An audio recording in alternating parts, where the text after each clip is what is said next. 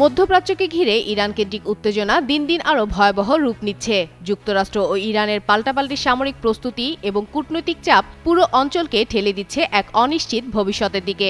যুদ্ধের আশঙ্কা যেমন বাড়ছে, তেমনি শেষ মুহূর্তে সমঝোতার সম্ভাবনাও পুরোপুরি নাকচ করা যাচ্ছে না।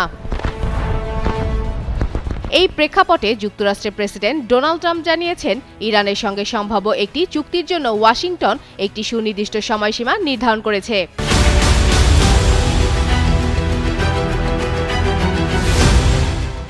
তবে সেই সময়সীমা সম্পর্কে শুধু তেহরানই জানে বলে দাবি করেন তিনি।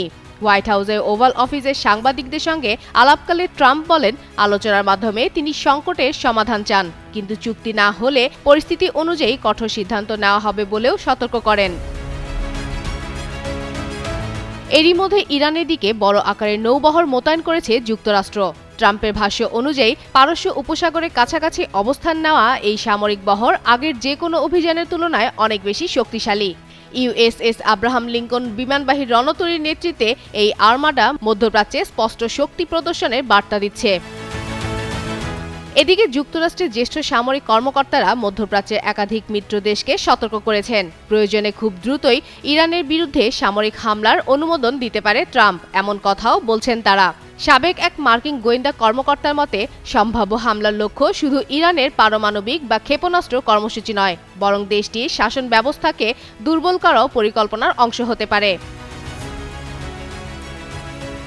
অন্যদিকে সামরিক প্রস্তুতির পাশাপাশি কূটনৈতিক চ্যানেলও পুরোপুরি বন্ধ করে দিচ্ছে না তেহরান। পররাষ্ট্রমন্ত্রী আব্বাস আরাকচির তুরস্ক সফর এবং প্রতিবেশী দেশগুলোর সঙ্গে উচ্চ পর্যায়ের বৈঠক আঞ্চলিক সমর্থন জোরদারের ইঙ্গিত দিচ্ছে।